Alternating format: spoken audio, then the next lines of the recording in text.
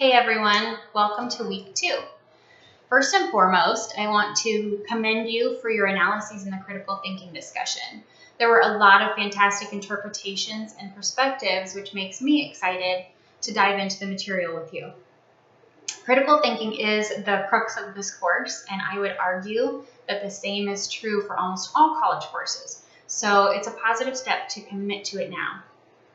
As a literature class, there might be some expectation that we'll be spending most of our time reading and then reviewing what happened in the reading, and that's true to some extent.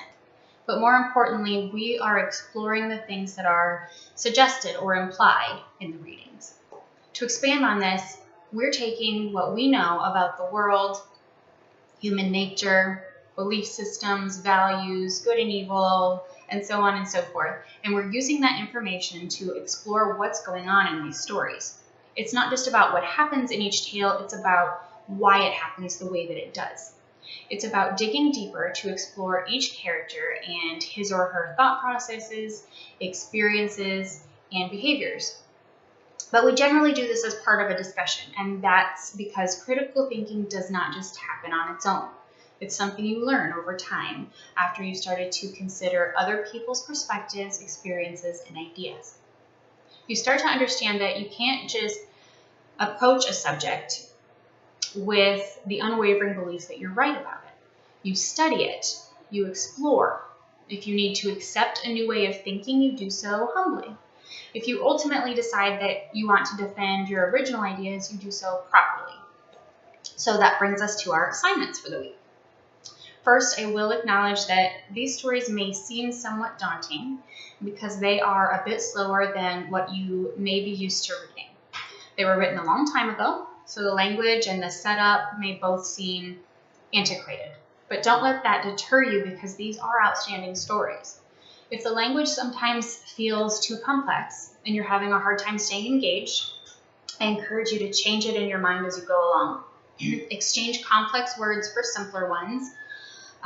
Try to look at a sentence for its overall meaning and main purpose. So first, Young Goodman Brown. This was written not long after the Salem witch trials by a man from Salem whose relative was actually a judge at the trials. So if you can imagine the lifestyle of that time period, including the setup of the town, the clothing, the style of speech, along with the general state of hysteria that these people were experiencing, then you can probably envision the backdrop of this story. Goodman Brown is a man whose self-righteousness is problematic and possibly even debilitating. It ultimately impacts his entire life. So this is a tale of adventures, of witches, of faith, of doubt. It's a good one. Finally, The Yellow Wallpaper. This is also an incredible story. The author, much like the narrator of the story, probably experienced what we would now call postpartum depression, or perhaps even postpartum anxiety. If you understand the complexities of depression or anxiety, and if you can appreciate how poorly our society sometimes handles mental health concerns even today, then you'll have a good idea of just how bad it might have been at the time of this writing.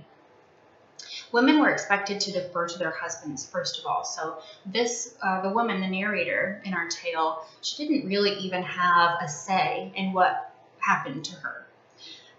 They were expected to obey in a very literal sense. So if a woman experienced something difficult emotionally or mentally, she was going through a spell. A popular treatment method at that time was the rest cure. So going through something like this meant that you were overworked mentally or emotionally. So naturally, you should be resting those parts of yourself, according to doctors who held this belief. You are not to tire yourself by talking to others, by writing, by reading, by exercising, by spending a lot of time outside.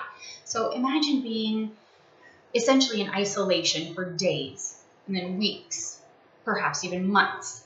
There are few people to talk to. There's little to look at. Your imagination has been shut down in terms of being able to express yourself.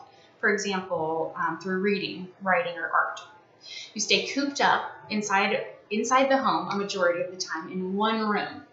And of course, in this time period, you don't have Netflix or Snapchat to act as your friend or confidant. There's nothing. What would happen to you? What would you experience? So keep all of this in mind as you read. Remember, do not post summaries of what you've read because I've read it and we assume that the rest of your classmates have read it too. So your job is to directly answer the question through your own interpretation of what happens in the story. Then complete your response post by posting to someone who has written about the opposite story. Since you are required to read both stories, I'm hoping to see a good balance here. Again, think deeply. Ask yourself why things happen the way they do. Let me know if questions come up, and enjoy the reading this week. I'm very, very excited to see what you guys think about them. Have a great one.